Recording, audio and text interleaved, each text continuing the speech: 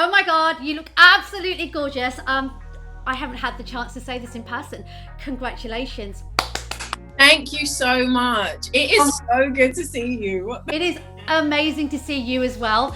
Elarica Johnson, how does this feel? Man, super cool. Like, I'm so proud of the show and what it's done. It's great. Make sure you roll up your windows. You don't want to get wet. Yesterday I spoke to Jay Alphonse and he was saying to me, I was like, are you looking after her? He was like, she's one of my faves. He's like, she knows what she's doing. I think he knows you can look after yourself. But I was like, has she settled in? He was like, yeah, like she's just one of the gang. Yeah, I mean, Atlanta, London, two very different places. So, you know, going over there, I was over there for 7 months the first time, I think. 6 or 7 months. Culture is different, food is different, the music, the space. I found it very welcoming there. But you know, after like 2 weeks anywhere, you know, you go, holiday period's over and you're like, okay, I'm living in this space, I have to adapt.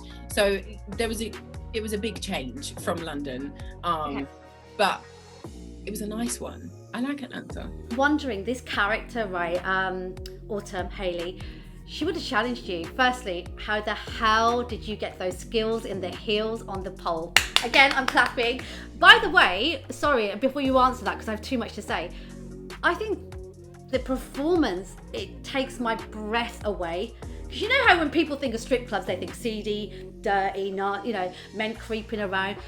But I went to see Cirque du Soleil recently at the Royal Albert Hall, and I'm telling you, these women are doing what they're doing. Is Cirque du Soleil, but naked in heels. It's literally that. I mean, we went to Magic City the first time that I went to Atlanta. Just, you know, for research, enjoyable research. And my mouth was open the entire time because these girls were sweet. Like, it's not just going up and down a pole, as we know, you know, you've seen it on the show. It's all these tricks, but then it's also hanging from the ceiling. It's swinging each other in midair and then landing in the splits on the ground. It's insane. They are incredible dancers, incredible athletes. Like, it's a whole art form in itself. Did you enjoy it? I loved it. I mean, I hated the bruising part. The first couple of weeks is tough because first of all, you got to master pulling your whole weight up. So at one point I was like, damn, why am I so heavy? Why can I not get up? And then finally when you do, you're like, oh my God, this is great. And then you have to sit on the pole, which is, you know, skin against metal, holding tight, which is painful. Very, very painful. Keep your hands on the wheel, because Uncle Clifford's girl's finna take you down to the valley, child. Max, I thought they put oil on the pole to spin around like a fool, I guess, at that point. No oil. In fact, it has to be really stiff and tight so you push your skin against the pole in order, like friction, to keep yourself up. So imagine the bruising, the skin pulling. Yeah, it's not nice. But the more you do it, the more you hit it, the more you pull it, it stops hurting, and then you can really go. As an actress, that's going to be a challenge, especially if you're somebody who thinks, you know what, I'm going to do this. Were there any moments, because I remember watching Jennifer Lopez's behind the scenes to Hustlers, and she was like, I am going to be as good as these girls, like I am going to kill it. Were you in that kind of like mode as well yourself? I know this season it's a little bit different. We see little bits, but you're the boss. But last season, having to be there alongside probably some women that have done it all their lives, was it a challenge that you thought, I'm gonna do this? Oh, I'm a competitive person. I hate losing. I hate being rubbish at stuff. So there was moments in rehearsals where they were like, don't worry, it's fine. And I'm like, no, getting back up, you know. I will never be on that level. I can safely say that because those girls are insane. But you want to be great because once you start being able to do it, it's so nice. It's so freeing. Do you know, it's really weird. I was watching the first 4 episodes. By the way, congratulations. I'm loving it, season 2. And at first, I was having a Bridgerton moment where I was like, I didn't want anyone to walk in on me. And then I realised there is this real stupid thing about sensuality and nudity where everybody freaks out. Now, I know as an actress, you've also modeled, so you're probably really comfortable with your skin. But I think people have got to see past that, because when I'm watching it, I'm like, this is actually pretty liberating, some of these stories that we're seeing, and we've got to see beyond just what we're seeing, the aesthetics. Yes. I mean, we had to be honest with the space, as you know, it's a strip club, and then also people have relationships, and you know, clothes come off. But you know, you had to, being at the Pynk and being in that environment, you had to find a comfortability with it, and there is a freeing feeling. People always ask me, how did you deal with the nudity, especially season 1? It's hard, you know, anyone tells you to take your clothes off in front of a camera, you'd be like, what? Oh, no. But you do it, and you do it for the character, you do it for the space, you do it for the honesty, and then there is also this like freedom, almost like walking around your house with no clothes on. Yeah, but most of us do that when we're by ourselves. Yeah, there is that. I know. It's beautiful to just see you killing it out there and representing. Was this always the plan, or did it just happen in such a natural way that you were like, I love it, I'm going to go for it, let's see what happens? No, thank you very much. You know, I love this job. This job has always been something that I wanted to do since I was a kid. And you know, the dressing up of it, the pretending to be somebody else, the telling the stories, like I'm a storyteller since I was very small. This is everything that, you know, I've wanted to do, and everything I will want to continue doing. So I feel very, very blessed to be in this space. It doesn't always happen for everybody, but you know, just even how well this show is done, I'm very grateful. What's kept you so focused? Because we've all been in this industry, and there's been tough times for all of us. And I think for me, having really good people around me that aren't in the industry has been paramount. Elarica, like, you always like kept it real, and you've always stayed consistently yourself. But I'm wondering, is there like a secret to like just not letting all the craziness spoil? Because you just said, I wanted to do this forever. Like, and not letting anyone kind of stain that thing that you love. Yes, it can happen. In fact, it happens all the time, because there's people who come around and they see what you're doing, and you know, they want a piece of it, or you know, they don't want you to do as well as what you're doing. There's always going to be that, and I think in those moments it's good to learn, oh, that's why I don't put myself in those situations, or those are moments where I have to be stronger with, no, this is what I'm going to do because this is me. Keeping people around you that you've known for a long time, that's huge for me. My girls are my girls from school, you know, braces and everything. But then there's also some wonderful people that I've met along the way, and in the industry, you know, as crazy as it can be, there are some beautiful people that I have around me, and I'm very grateful, because they keep you grounded. You always have something to look forward to outside of the glam of it all. Yeah. The governor of Mississippi has just announced that lockdown will end next week. Ooh, you ready for that grand reopening? Hey! Jay Alphonse said you would tell me. We're friends. So, I want to know about the surprise cameos, okay? Cardi B, stop! Cardi B, a fan tweeted PE Valley first season and said, I want to see Cardi B in this. She tweeted like, yes, I'm working on my Mississippi accent. I would love to do it. So, Elarica, what can you tell me? Max? Yes.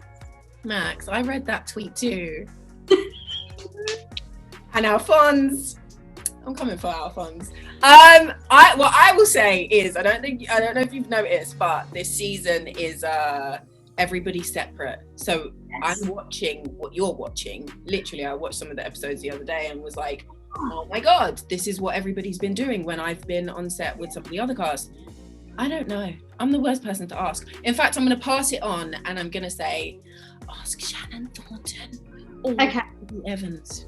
By the way, I threw Alphonse under the bus, but dude would not tell me a thing. He was like being so polite and so lovely, but nothing. I was like, you lot are getting ready for MCU. None of you are saying anything. It's like you've signed an NDA. We will not tell you anything. Listen, it's the Pynk pledge. Like, we're like, woo, we're 100% in. But I will say, you know, there's a lot to look forward to. And yes, there are cameos and everybody's going to enjoy them very much. And like, you're wearing pink right now, and this time around we get to see you as a boss. You look beautiful. And also there's loads of layers that I think people are going to get to see this time, with loneliness for your character, potentially past traumas. And I love that she doesn't take any crap from the men. And also Uncle Clifford, like, she holds her own. Yes, and she has to in this new position. Like, it's going to be a surprise, I think, for the fans to see how much Autumn has changed, and it's really just because she stepped into more of herself, of Haley Colton, because this is the kind of life that she lived before, so it's kind of perfect that she's owning this space and she's being the boss. But yeah, she has to stand up. If you let somebody, you know, walk all over you, no one's going to respect you. But I think there's moments, you know, where Autumn gets it a little bit wrong, right in the way that she knows where she's going, she knows what she's doing, so it's right in a money sense, it's right in a move sense, but actually, you know, when it comes to relationships and stuff, let's just say they're not going to be the strongest this season. Have you kept anything from her wardrobe? Because she's right there in a flipping heel. Oh, come on, Matt, you know me. Did we not have a whole interview? You've got the height, so you can do the trainers, but is there anything that you thought, you know what, I'm just gonna keep that? Yes, I'm a heel lover, shoe lover. I said keep everything that you want to, but I need a couple of these shoes. So I think there was, you know, a Jimmy and a Tom Ford somewhere. But most of the stuff I had already said. I'd seen them. I go, she needs this, and this.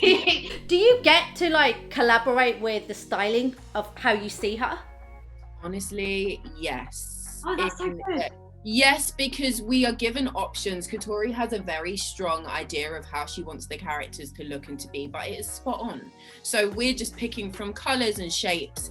But, you know, we definitely can, you know, ask for, you know, certain dresses or outfits, and they do happen. And the costume department on the show is incredible. Rita and Alita were absolutely fantastic. Alita this season, she every time pulled in whatever I ask for, so I'm very grateful. Love.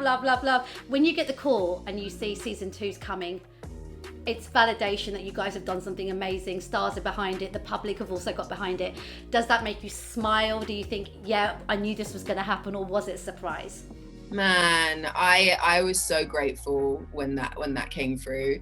There was a part of me that was like, yeah, it's gonna happen, but that only came after the surprise of how well the season did. And I always knew that in some way it would do really well, but you know, with the numbers and the conversation about it and the fans like jumping on it so quickly, you can't help but go, okay, yeah, there definitely has to be a season 2, right? So when there was, I was like, yeah, it makes sense. But again, surprised that, you know, how wonderfully it was accepted, and I'm just very grateful for that. You can't throw a rock without hitting 5 businesses that ain't closed down. Oh, y'all best appreciate what I've been doing these past 5 months. Keep on, and this booty gonna be gone. So finally, we get to see your last dance, huh? The accent. Have Americans, before they saw you doing interviews, had they figured out you weren't one of them? No. Okay, that's good. That means you killed it. What is it like when you get people like, oh my God, you're British, da da da da. Did you get loads of people like in your, I don't know, Twitter, Instagram, DMing you? Still to today. Like, you know, you always worry, you hope you've done, you know, a good job. And then you come away from it and you're really hard on yourself. And then people see that you are, you know, British, and they're like, what?